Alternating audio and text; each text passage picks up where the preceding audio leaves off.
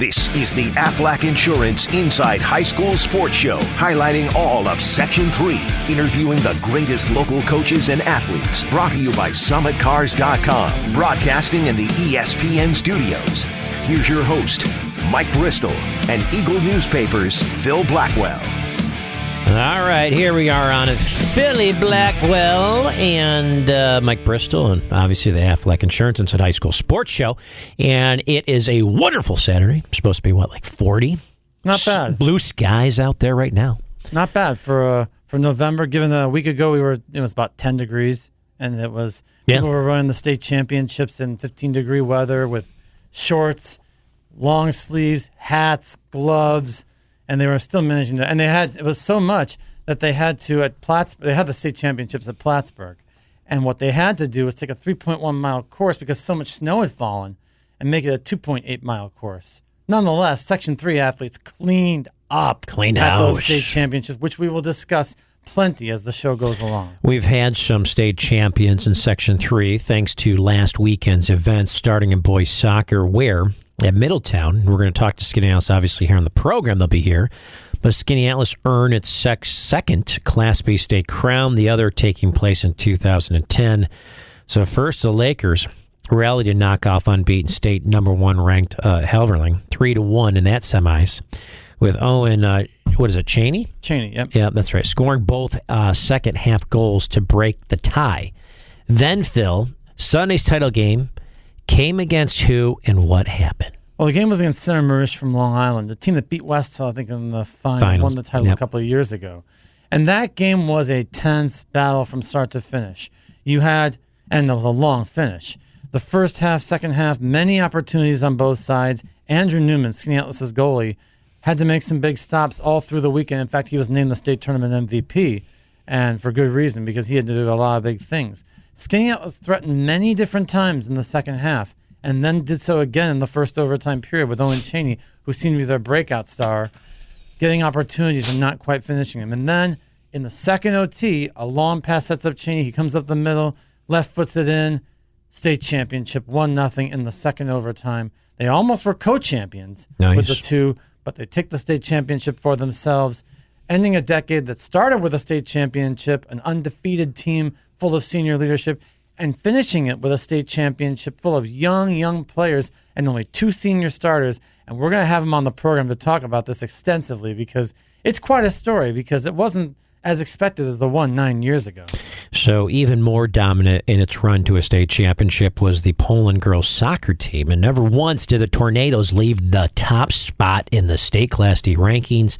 And after it blazed to the sectional title undefeated, Poland continued its domination in the state playoffs, capped by a Final Four where in the semis at Homer High School, it shut out the Northville 5-0. The Northville. I like how you said the Northville.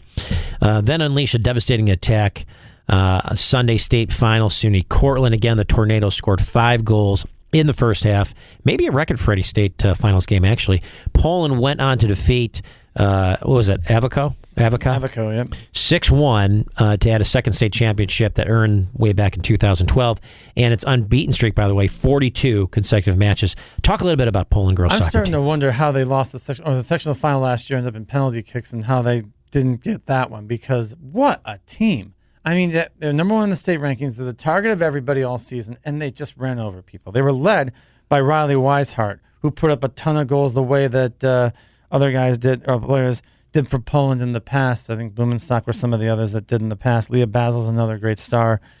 But the fact that you come to the state final, and a lot of players, teams, and players are tense, nervous, and then they play a tense, nervous game where maybe a mistake or maybe one goal makes the difference. They score 5 in the first half. Right. I mean, you talk about dominating a season and then emphatically ending it as a state champion. That's what the Tornadoes did. And this is one of the strongest teams we've ever seen in any class over the years, because to have that number one ranking all year and have that target on your back and then just dominate anyway, and then dominate through the state tournament as well, they could have easily won Class C. They could have easily won against a lot of large school teams. That's how good Poland was this season. And credit to Tom Basil, who's the coach who coached both of those championship teams, and the program they've built at Poland it's pretty remarkable. And remember, the boys soccer team also won a sectional title this year as well. Yeah. So they're a soccer powerhouse down in Poland. So then there was the cross-country runners that cleaned up during their state championships at SUNY Plattsburgh. FM swept the boys and girls Class A races, with the girls avenging a 1-point defeat to Saratoga Springs a year ago. While in the girls' Class C, Camden emerged as the champions, and Beaver River dominated the boys' Class D to repeat in the 2018 title. Individually, we got to talk about Tully's Brooke Robert took her fourth straight state girls Class D race. Camden's Elizabeth Lukazin outlasted several South Louis runners in girls Class C. Skinny Atlas Caleb Bender beat everyone in boys Class C. We've also got 5, I think, of the 8-team competitions that have taken place with individual stars. You have CBA with second in boys. You have stuff in Class C. You have... Well, I guess you can kind of go off on that. Well, I mean, there's a lot to go off on here. We start, first of all, with the FM team. We know how dominant they've been. The boys, all season long, number 1 in the state. And Shenandoah was a challenge to them, but they had 3 runners, 2 or 3 of the top 5 runners, Notice, Howells, and Gearer. And they used that to withstand Shen's good challenge to take the Class A race. And then the girls' Class A race, this was revenge. Saratoga beat FM by 1 point in the state meet a year ago, and they remembered. It was pretty close this time, too. Saratoga, a really deep roster. But FM's 4 of the top 10 finishers. Claire Walters got good help from Phoebe White and the sisters, the Karcher sisters, and that was enough for them to win by 6 points, I think it was, and regain the state championship as they get ready for regionals next Saturday at Bowden Park and hopefully the Nike Nationals. As to Camden, they were a great story because Camden was not favored going into the state Class C meet girls, nor was their individual and Elizabeth Lucason. In fact, she was probably behind the likes of others, especially the South Louis runners like Elfield. But Lucason ran a fantastic race, took the individual race, and the rest of the Camden runners followed her lead, and they took a state championship. The Beaver River boys, dominant, just like the Poland girls soccer, on top all season. No one came close to them. Colton Kempney led them. What a great group of runners. And then individually, Caleb Bender from Skinny Atlas. He's a junior. How about the weekend for Skinny Atlas? State championship in soccer, an individual state championship for Bender. He was in a pretty close race with about 200 meters to go, pulled away and won by 5 seconds and claimed the Class C championship. Not to mention the team titles. They won Section 3. The Section 3 teams won boys Class A, boys Class D, girls Class B, C, and D, and I think Class A was pretty close as well. Many of these runners will run at federations at Bowden Park this weekend, but many of others, like FM, will get ready for the Northeast Regionals next Saturday at that same venue, hoping to reach the Nike Nationals on December 7th. Phil, I would like to talk about another dose of high drama. Am I able to do that? Oh, yeah. On the program. The CNS football team kept itself alive for a state Class AA championship. In the regional final against Corning, the North Stars surrendered a 21-8 halftime lead, trailed the Hawks by, 22-21, before it put together another clutch fourth quarter drive. Mixing runs, Big J.J. Rozmovsky passed to Pafford before Andrew Ozier kicked a 19-yard field goal, or the final play of the game to beat Corning 24-22. Outstanding game for the third year in a row.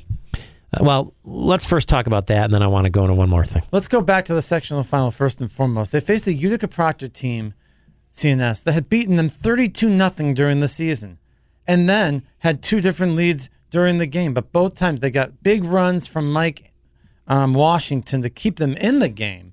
And then the fourth quarter drive, big passes, ultimately the go-ahead touchdown pass from Rozmovsky. I think it was Pafford, or someone else. It was someone else. But point was, and then they make a defensive stop, and they win the sectional championship for the third year in a row. And they were more psyched about this title than the ones the previous 2 because they were so favored the last 2 years. It was expected. This wasn't. And the regional game flipped that script. They were leading in control, but they couldn't put Corning away because of penalties and turnovers. Corning comes back, gets the lead, and they've shut down CNS for a while. But that third down completion from Rozmovsky to Padford was the big thing that set things up. And trust me, they tried to ice Ozier before that field goal. The usual timeouts you take, clutch, kick. And now they're in the state semifinals tonight on their home field, Bragman Stadium. What a break. But a McQuaid team that believes, because McQuaid to get this far. First knocked off Aquinas. That's right. Yeah. In the sectional final, then beat a great Lancaster team in the regional game. And think about that. Aquinas and Lancaster were the two teams that beat CNS in the state semifinals the last 2 years, and McQuaid beat them. So you don't think that the Knights are going to fear playing what amounts to a road game here for them with a state championship berth on the line against either New Rochelle or Shenendehowa, whoever comes out of the other state semifinal later tonight. Carthage is the other Section 3 football team still chasing a state championship, though it took a while for the Comets to take control of last Friday's regional final against Union Endicott. It did so by the second half and prevailed 38-14 over the Tigers. Carthage improved to 10-1 overall. Let's chat a little bit about the engine, the tailback, the big man. Give it to me for your second, Phil. Asa. I mean, he's probably the best spin player in Central New York this season, without question. Mambo Asa, of course. He has 2,300 plus yards and 37 touchdowns this season. And he was really the engine that helped Carthage wear down Union Endicott in the regional game last week. But that was an easier game. Canandaigua, the state semifinal game last night, wasn't. They gave up a pick six in the first 32 seconds of the game and no more points. Carthage's defense did not allow anything. They forced 7 Canandaigua turnovers and overcame a spate of penalties to win this game 16-6. And they got themselves a win. And the defense scored a touchdown. They had a defense for so many turnovers that led to touchdowns. And the special teams blocked the punt for another touchdown. So even though Carthage made its fair share of mistakes, they still won the game and advanced to a shot at their first ever state championship. The alma mater of the Powell brothers, which I don't know if they ever won a state title in lacrosse, but they've got a shot at a state championship in football next Friday against Cornwall from Section 9, who beat Rye in the other semifinal. Carthage, remember, they lost a very narrow game to Proctor early in the season. They've been dominant since then, dominated their way through the section. And Josh Kaufman, a first-year coach, remember, he replaced the retiring Sam Milich, Kaufman did. And a great thing, by the way, was the Kaufman brothers. I think, Jason Kaufman's the Carthage coach. His brother, Josh Kaufman, coached Lowville to a sectional championship this season as well. So quite a family story.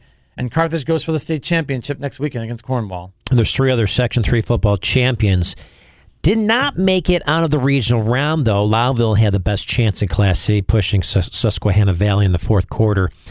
Tied before a pair of turnovers proved costly for the Red Raiders in a 44-36 defeat.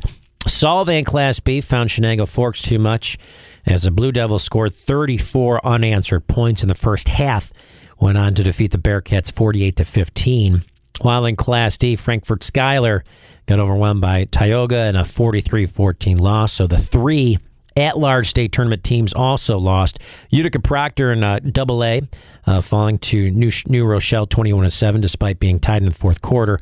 Auburn Class A lost to Rye 49-13. Waterville Class D fell to Tuckahoe 12-6. Yeah, I mean, in all those games, Lowville made the biggest impression because Susquehanna Valley had been number 1 ranked in Class C throughout the season.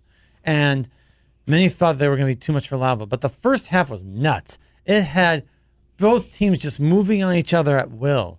It was 28-28 at halftime, then tied again going to the fourth quarter, but the costly turnovers, 2 of them, allowed Susquehanna to pull through and win that game.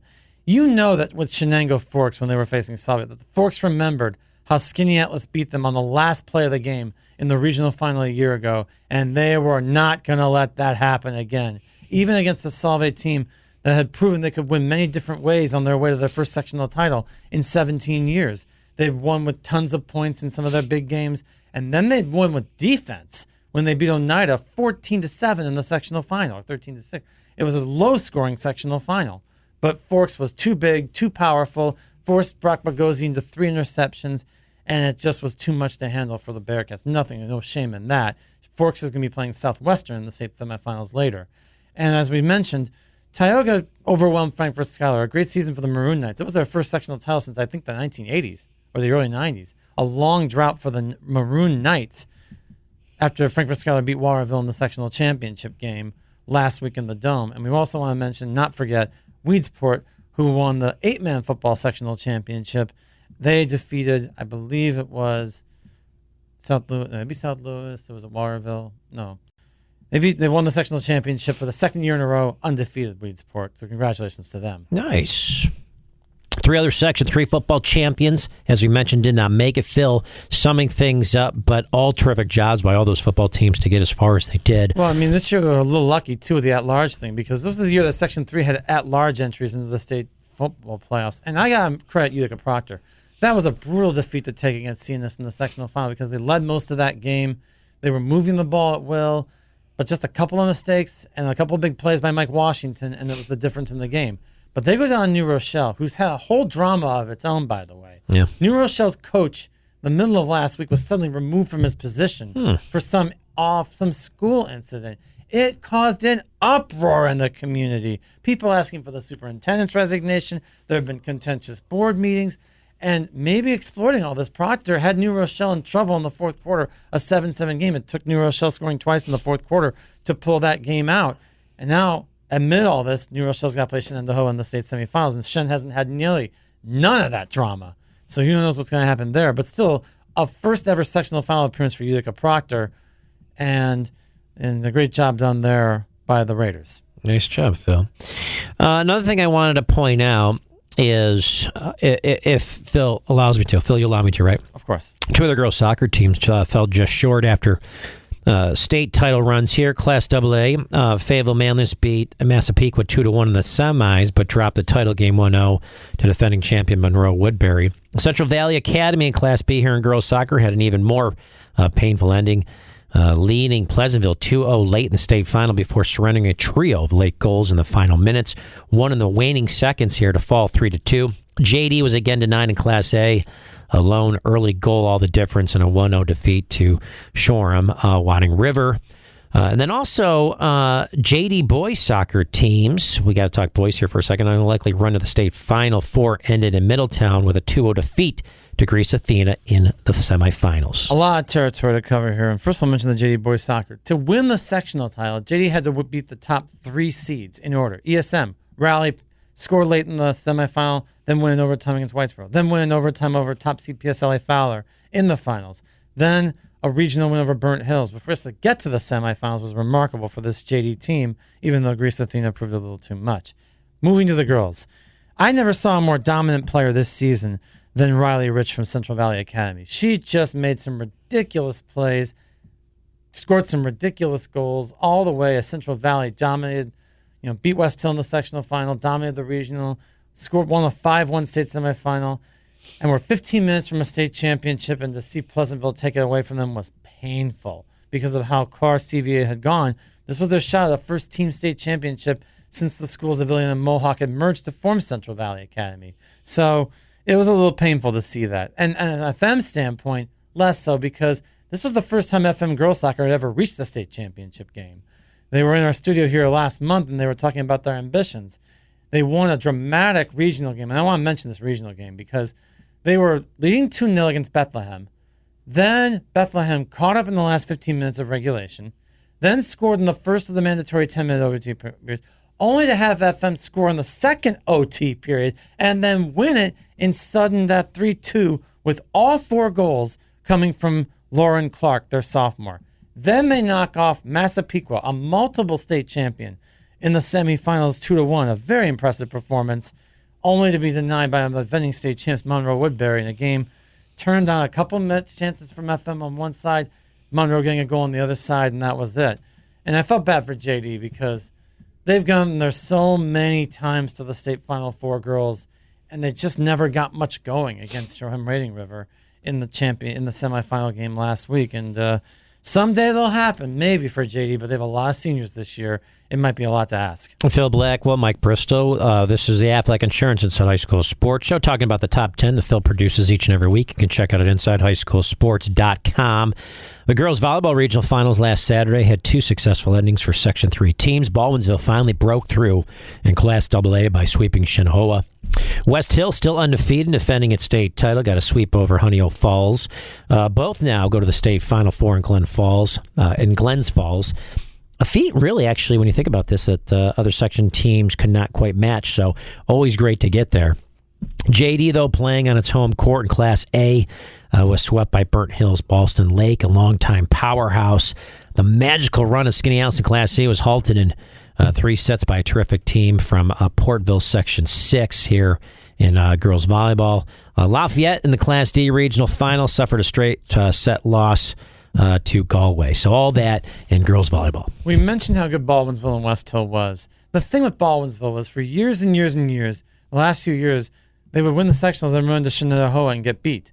But Shen got beat in the sectional final by Niskayuna, and I think that was maybe an energy source for Beeville to go out there and play their best, and they did. They dominated that match with Niskayuna to earn their chance at the state championships today. They got to get through a round robin with Mercy from Rochester, Conaquat from Long Island, and Ossining. Those are the 3 teams they have to face, and the top 2 advance to tomorrow's championship match.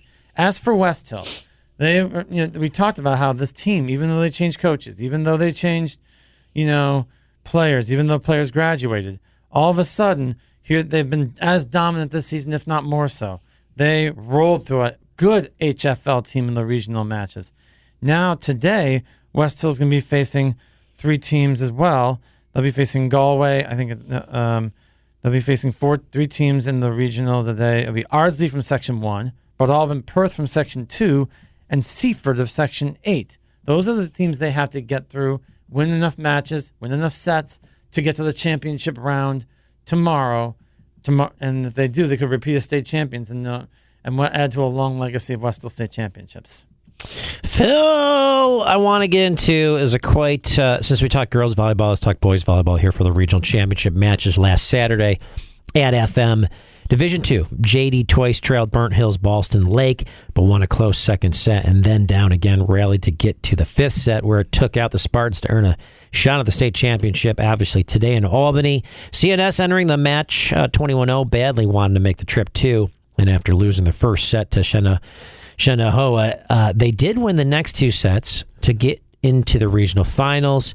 The Plainsmen rallied to win the 4th, and then staging another comeback in the 5th set, pulled it out 16-14. A brutal end to what the North Stars hoped would be a run to the first ever state championship in boys volleyball. Yeah, with CNS, I mean, you were thinking they'd have control of the match, and Shen came back, and then they had control, and then they came back, and it was like that all match long, right to the very end. To be denied a shot at the state championship by 2 points is just a mean ending, just like it was for the Central Valley soccer team, such as it was for CNS Volleyball, who had ambitions, but they still had their first ever undefeated regular season, and that no one can take away. You're right. As for that. JD Boys Volleyball, they won a sectional before, but they were underdogs against Burnt Hills, I think, because of the experience thing. They fall behind twice. You're thinking, okay, the key was that they won the second set. It was like a 30-28 second set after they lost the first set badly. Because they won that second set, they were able to withstand losing the third, stay alive, and then ultimately outlast Burnt Hills in the 5th. There's a lot of kids on that team that have been fine athletes in other sports. They have, lacrosse players, basketball players on this team that have done success. JD, lacrosse team have won sectional titles. Basketball teams won sectional titles. I think of Matt Saplicki, who's a star on that team. Kenny Hildreth's another star on that team. And they have a brother combo as well that have done a lot, that are lacrosse stars. And Nick Chemis and Matt Chemis. That's what I wanted to mention. Oh, yeah. Nick and Matt Chemis are both, and they're all star athletes. And now volleyball, they could win a state championship if they do well and beat 2 other teams today in the round robin. We'll see. And the final 10 of the top 10 this week brings us to the State Girls Swimming Championships at Ithaca College following Section 3 meets on November 8, where FM Class A, CBA Class B, Skinny House Class C took home team titles to the top individuals, including CVA's Lauren Kelly, JD's Amelia Hessler, and Mexico's Alexa Von Holtz will each look to jump into the top 10 of their respective races. Though getting to the medal podium might prove it can be too much here, but there's also strong relay teams of CBA FM. There's a diving duo of Madeline Thorne and freshman Caitlin Carroll posted 2 best scores of the season in the sectional meet and led the local contingent. Carroll having dove in the same meet here in 2018. So a little combination that we went from, which is always nice, to talk a little bit about swimming and diving and kind of trying to get as much as we can in. Oh, we got everything now. But swimming-wise, I mean, yesterday the diving competition took place, and it was Carol who actually did best, finishing 21st. As to the swimmers, the best work was done by Alexa Von Holtz. She's 7th, and in the final of the 100 butterfly, which they're starting the finals about 10:30 today at the college. You also have several JD and FM swimmers and CBA swimmers who have possibilities of top 15 finishes as well. You have to understand the state swimming is such a high level. You have swimmers who are going 4 or 5 seconds in some of the smaller races ahead of the swimmers from here who are really good swimmers. But you've got state and national level swimmers you're facing all the time in programs that put up ridiculous times. And they did pretty well, I think, given all that situation. And in many instances, very young swimmers like CBA's Kayla Newman, who's only a freshman, for example, who are going to be back many times over. Phil, I love it. So, Phil Blackwell, Mike Bristol here on the Athletic Insurance Inside High School Sports Show. We've got our SummitCar.com Spotlight interview members of the Skaneateles boys soccer team sitting on deck, who'll be in here in just a couple minutes, and we'll talk about it. So, the boys soccer team making an undefeated run to the 2010 state championship at the end of the decade. As here we are, the Lakers made it all the way back to the top with a young group of players that rebounded from a rough finish to their regular season. They won 7 postseason games, capped by winning center 2-1. I think that was in last Sunday's game in Middletown. So Tyler and Andrew Moss here in studio. Owen and Gavin will be here in studio. Andrew Newman in studio. So we're going to talk to the boys, have a couple sessions with them, and it's great. So local, have these local soccer teams have done so well. So we'll talk to these guys in a couple of minutes. We'll be right back. This is the Athletic Insurance Inside High School Sports Show presented by SummitCars.com. This is the Aflac Insurance Inside High School Sports Show, brought to you by SummitCars.com. All right, here we are back on the program, ladies and gentlemen. Mike Bristol and the great Phil Blackwell. It's great to have everybody here, and we're talking to the boys from Skaneateles. So let me turn this off for a second. Coach, what's going on? Great to have you in here. Thanks for having us. It's good to be back. You got to be excited. So let's think about this. 2010 last time, a decade later, and a big championship. Tell me a little bit about it. Yeah, I think we flew under the radar a little bit early on and kind of hit our stride in the playoffs, which you can't pick a better time to do it after losing our last 2 regular season games. So flying under the radar, is that something that the other coaches are like, hey, Coach, how you doing this year? What do you think this year? And you're kind of like, we're trying to piece some things together. We've lost some guys. Or what was the conversations like? Pretty close to that. In the beginning of the year, they always ask, how our team's going to be. And I said we'd be competitive. Yeah. And, in my heart, I thought we'd have a good chance to make a good run. But you never know. A lot of things have to fall in place. And we did. We flew under the radar a little bit and then put some things together and made a great run. Well, quite a run, I'll tell you that. So, Tyler, what's going on? Moss, how are you? Good, how are you? Good to have you in studio. Thank you. Wearing some shorts. You're all fired up. Yeah, I had practice before this. How'd you do? Good. Yeah, nice. Andrew? How's it going? What's up, Andrew? Nothing much. Good practice? I didn't practice today. Nice. He slacked off. Owen, what's up, pal? Nothing much. How are you? Owen Cheney. We got a lot of brothers. Gavin, what's going on? Nothing much. How about you? Gavin, who's cooler between you two? Probably me. Yeah. Owen's a very close second. Nice. He's a little bit taller. I disagree. I love this. Andrew, what's up, pal? Not much. The crazy goalie, right? Yep. Andrew Newman. Tell us a little bit about this team, Andrew. We're really close. Yep. It's almost like a family. Talk about playing. Talk about you out there going crazy. Yelling at these guys constantly, right? You're back there kind of running the show a bit. Mm-hmm. Talk about it. I'm just kind of like directing the traffic, but because we're so close, like I can yell and they won't care. Like that's just the kind of team we are, and our defense has just been really intense. solid, and they respond to it. Intense crew. It took a lot of work to get to our positioning to where it was during the finals run. Very good. Well, let's talk about it nearly a week later, and let's talk about the season, up and down, the times, the state championship.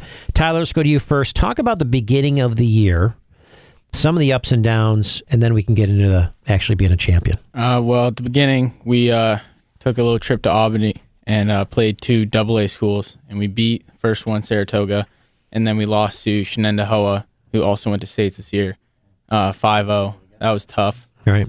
And then so you play that one. You guys take a step back. What do you say to yourselves? That's kind of like a little gut check. Yeah, little wake up. Yep. Yeah, a little rebound. See what we can do. All right. How did you react to that game? Well, it was kind of a tough loss. We knew they were good, but we weren't fully know how good they were. So once we lost, we're like, okay, we got to have some work to do to see what we could do better in the season. All right. Coach, did you guys watch some film with that game or just said the heck of it, hey, let's look at what they did and let's look what we didn't do? During the actual Shenandoah game, I did personally watch the game. We didn't watch it with the team. We watched other games with the team throughout the season, but film can be a valuable asset for the team itself to see. It's one thing to have the coach say, hey, you're not doing this or you've done this well, but then as you visually see it, why it didn't work well or why it did work well, it really helps the kids process the information and then go out to help them execute better going forward. Kevin, what did you learn from the beginning of the season to then the end of the season about your team? I found that when we truly work hard to get to a certain point, when we work to fix certain mistakes, we can do a great job at fixing those. So when we first played West Hill, we made a couple little mistakes, and that caused us to lose.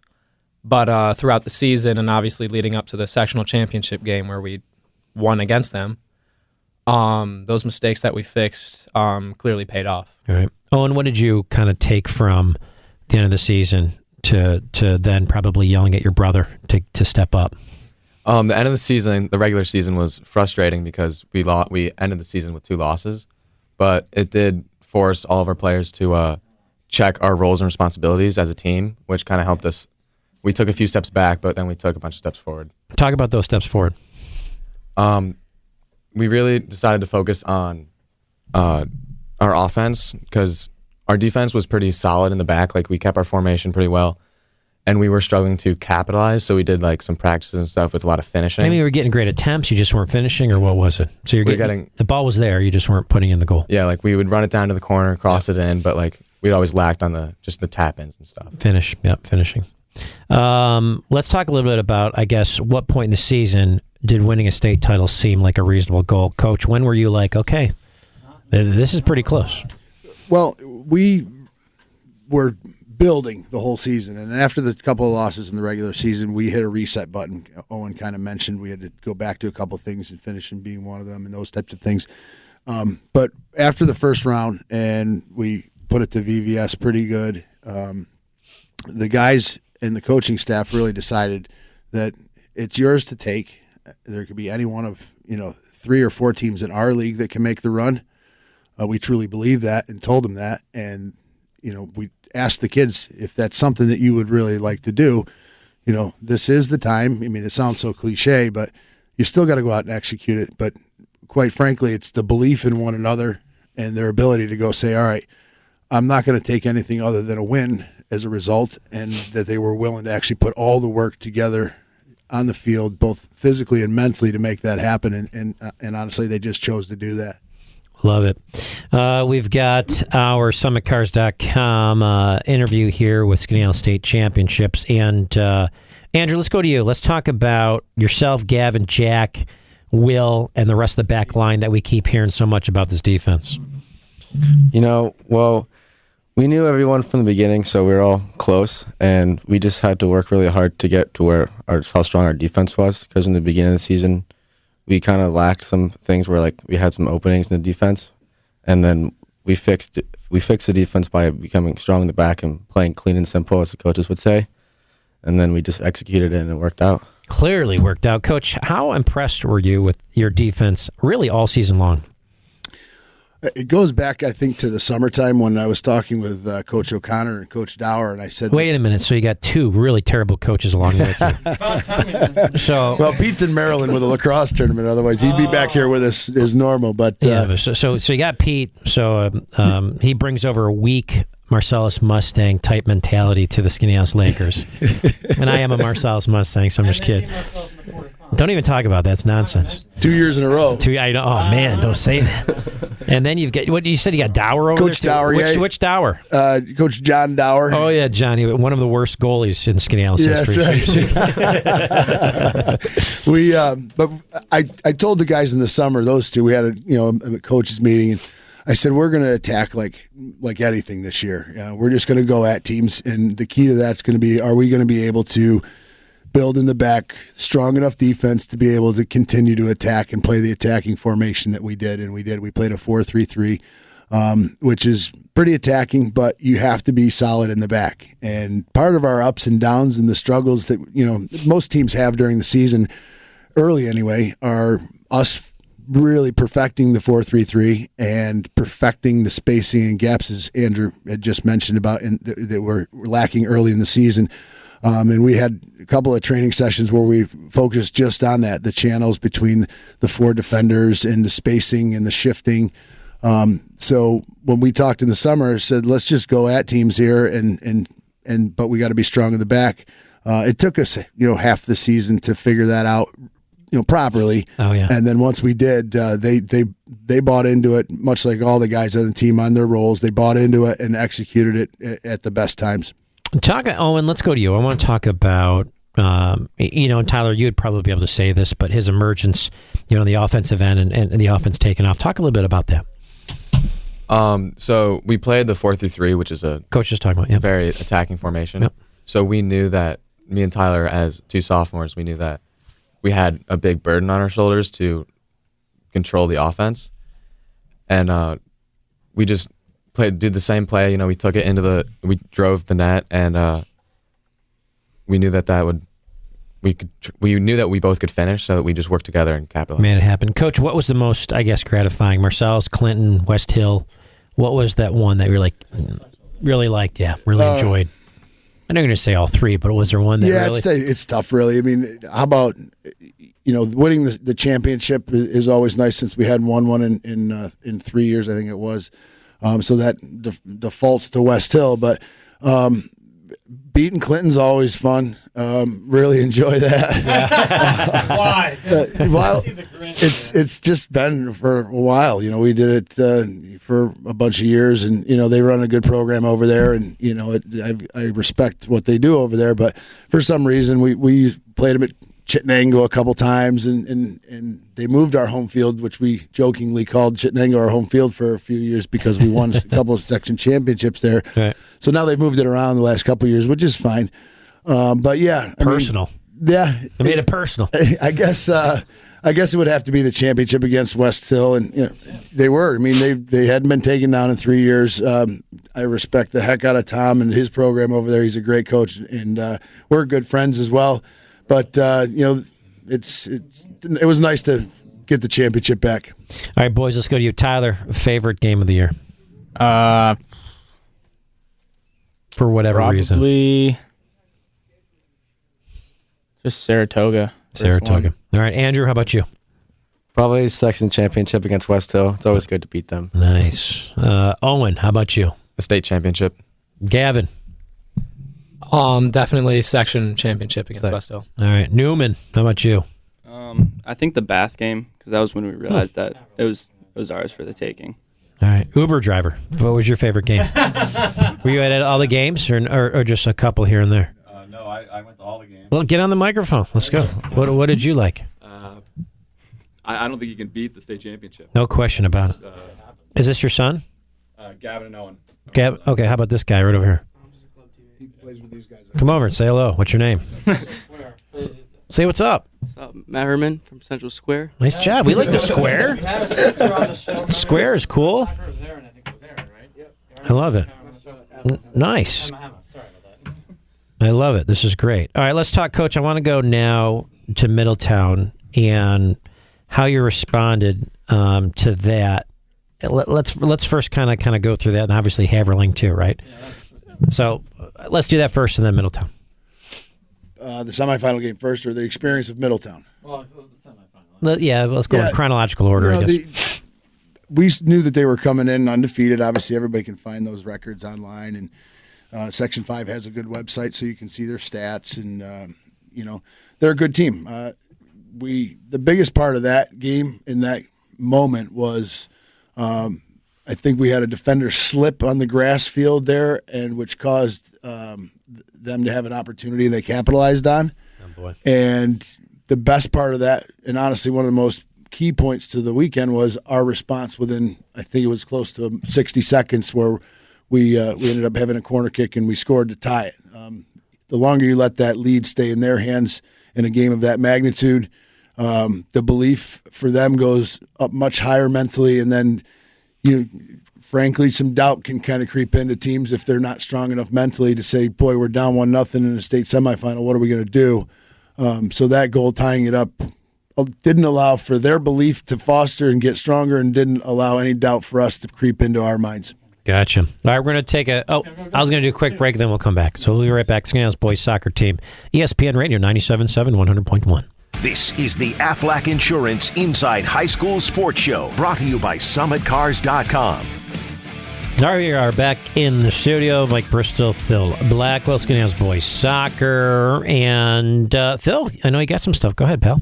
We were talking about this a little bit during the break, the notion that this team answered quickly when challenged. It happened in the sectional final against West Hill when they scored on a penalty with 4 or 5 minutes left in regulation, and you get the winner, less than 90 seconds later. It happened again in the Haverling game, where you scored a minute afterward. I would say to those guys, what explains this team's ability to do a lot of things happen in soccer, score quickly after getting scored on? Well, Go right around the board. Goal scores especially. I mean, I think to most of our team, once the other team scored, we didn't really think much about it. We were just like, now we got to go even more than before. And we just had a great ability to get one back real quick. And, that's what I put. And I wanted to also mention, obviously, that this guy over here, Mr. Andrew Newman, who was named the MVP of the state term for good reason. He was sensational all through, especially the regional game against Oneonta when he had to be really good. And then obviously in the semis and the finals as well, Andrew. How are you able to step up your game and play as well as you did in the biggest pressure situations? I think just as the season went on, I became a lot more comfortable in that with the help of Coach Dower every day, and then our defense just becoming more solid as a whole. So once it came to those big moments, I didn't really feel pressure. I just felt like I was in the right spot, our defense was in the right spot, and I was just comfortable making the saves. Tyler, what do you guys do? What do you do in the offseason? What are you doing besides soccer?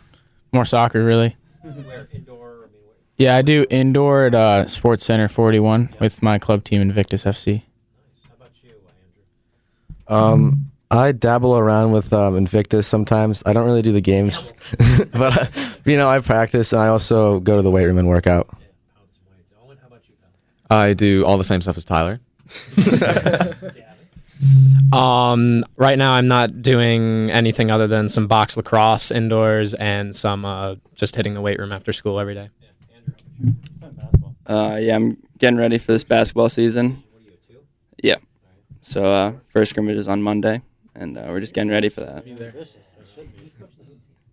Coach Norris. He's been there a while. He's been there a while. Carl Norris. Good season last year too. I mean,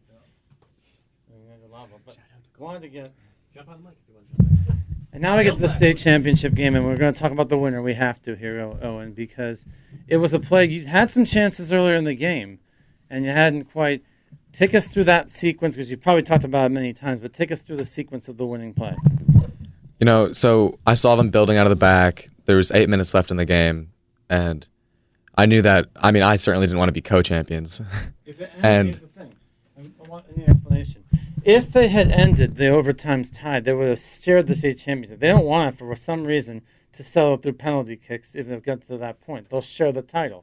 It hasn't happened that often, but it has happened. So go back to that. So I took the ball down, and when I had the ball, I wasn't really thinking about it that much because, during the run of the play, I don't really want to overthink it because I don't want to whiff. And then I took it down, and then I've seen it too. Yeah. The goalie played me high, and I just placed it in the back. In those situations, so many guys I've seen hit the ball way over the net because they're still psyched up by the moment. And but you don't need to do that. Just touch will do, Yeah, you just got to stay calm. And we're calm after that.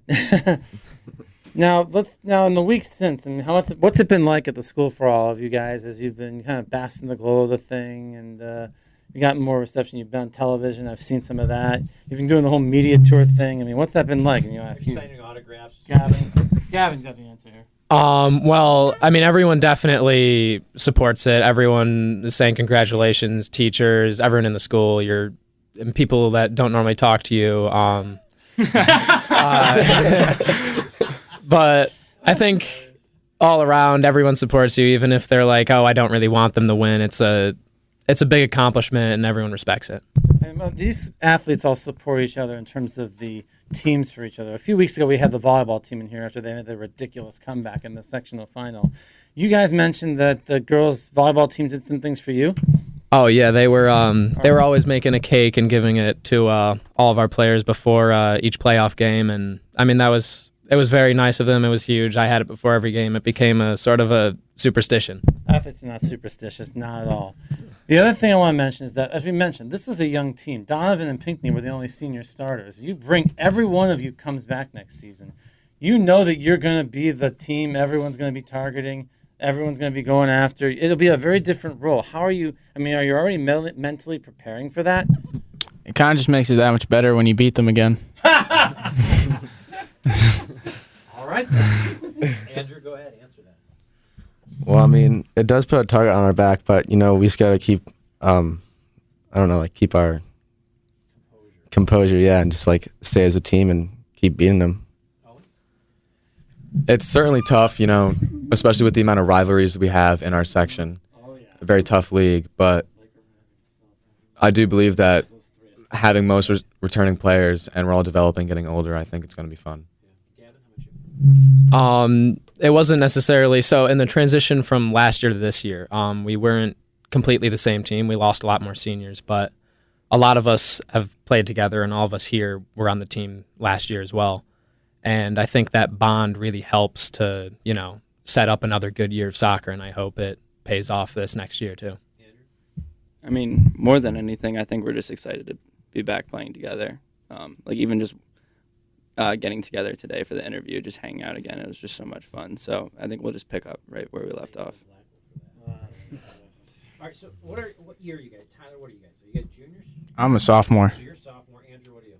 I'm a junior. Owen? I'm a sophomore. Gav? I am a junior.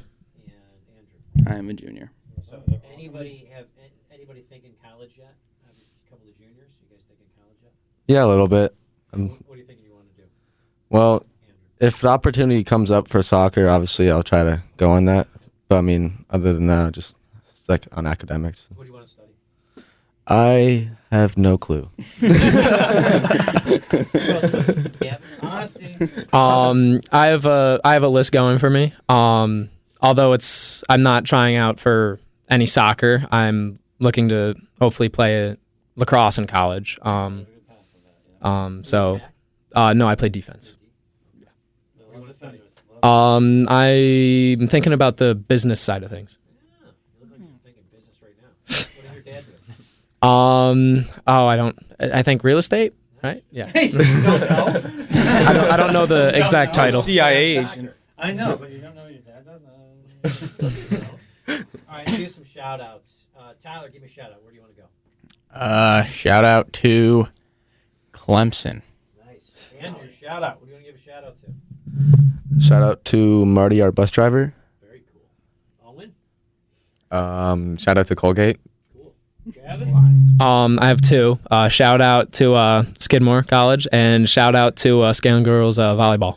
All right. Newman, how about you, pal? Shout out to all our fans, Evan especially, and SGV. Coach, how about you? Give us a shout out. What do we got? Where are we going? I got a lot of shout outs, but I would shout out to our parents and our booster club and the 21 guys that participated in a historic season. Very nice. Family, obviously. A couple of your weak coaches. You give those guys a shout out if you like. Shout out Coach Dower. All right, Coach, next year, what's the team going to look like? Real quick, it'll look similar to this year, with the exception of the three seniors we lose, and then we'll have to add in some pieces as well. It's going to be hard. It's a lot of things have to fall into place. Obviously be the favorite out there, and that doesn't change anything. Complacency breeds failure, and we're going to hope to stay away from that. So we're excited to get them back next year and defend the Section 3 championship. But that's not going to be easy. All right, love it. Skinny Antlers. Boys soccer, give yourselves a big round of applause, boys. We're not going to be with you next week, but we will be with you the following week. So for Phil Blackman, Mike Bristol, Skinny Antlers Boys Soccer, we'll see you guys in a couple weeks. ESPN Radio 97.7 100.1. 77 100.1. 77 100.1. 77 100.1. 77 100.1. 77 100.